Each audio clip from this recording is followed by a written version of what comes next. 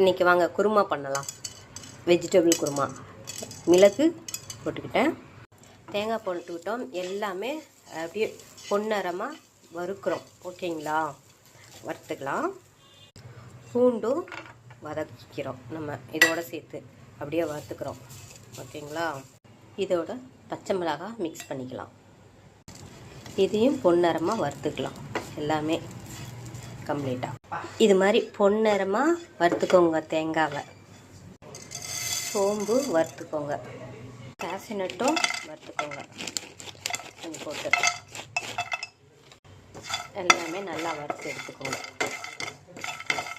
இந்த சைடு பன்னீர் வறுத்துட்ருக்கேங்க. காலிஃப்ளவரு கொஞ்சம் பாயில் பண்ணிகிட்ருக்கேன். ஓகேங்களா? இந்த மாதிரி பாயில் பண்ணி லைட்டாக பாயில் பண்ணி எடுத்துக்கோங்க. பன்னீரில் டர்மரிக் போட்டுக்கோங்க. அண்டு மிளகு பொடி தூக்கிக்கோங்க. ரெண்டையும் மிக்ஸ் பண்ணிக்கோங்க. கேஷ்யூநட்டும் அண்டு சோம்பும் அரைக்கிறதுக்கு மிக்சியில் எல்லாமே அரைக்கிறதுக்கு ரெடியாக எடுத்து வச்சுருக்கேன். ஏலக்காய் இலை, கிராம்பு, பட்டை, கருவேப்பிலை இதெல்லாம் வதக்கிறதுக்காக போட்டுருவேன். வெங்காயமும் வதக்கி வச்சுக்கிறேன்.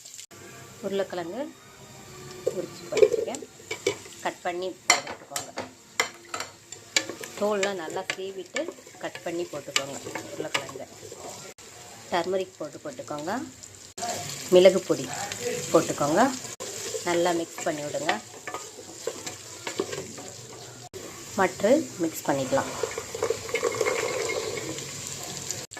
எல்லாம் மிக்ஸ் பண்ணிக்கோங்க. குருமாவுக்கு தேவையான சால்ட்டு போட்டுக்கோங்க. காலிஃப்ளவரு போட்டுக்கோங்க. எல்லாத்தையும் மிக்ஸ் பண்ணிக்கோங்க. அரைச்சிருக்கு விழுதை எல்லாமே மிக்ஸ் பண்ணிக்கோங்க. நமக்கு தேவையானதெல்லாம் தண்ணி இப்பயே மிக்ஸ் பண்ணிக்கோங்க. குருமாவில் வேணுங்கிற தண்ணி மிக்ஸ் பண்ணிவிட்டு சால்ட்டு இப்பயே வேணுங்கிற சால்ட்டு போட்டுக்கோங்க. சால்ட்டை போட்டு நல்லா கிண்டி விடுங்க. இப்போயே நம்ம சால்ட்டு போட்டுக்கிட்டால் தான் அது மிக்சட் ஆகும். ஓகேங்களா? லாஸ்ட்டில் போட்டிங்கன்னா அது மிக்ஸ் ஆகாது, பார்த்துக்கோங்க. குருமா ரெடி ஆகிடுச்சு பாருங்கள். பன்னீரும் மிக்ஸ் பண்ணியாச்சு பாருங்கள். பன்னீர் ஆக்சுவலாக மிக்ஸ் பண்ணியாச்சு. குருமாவை ரெடி பண்ணி ஊற்றிட்டு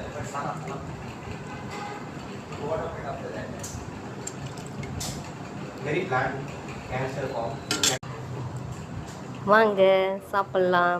குருமா ரெடி ஆகிடுச்சு. சப்பாத்தியோட சாப்பிட்லாம். ட்ரிங்கிங் ரெடி ஆகிடுச்சு. நம்ம சப்பாத்தியோட சாப்பிட்லாம். வாங்க, சப்ஸ்கிரைப் பண்ணுங்கள், லைக் பண்ணுங்கள், ஷேர் பண்ணுங்கள். ஓகேங்களா?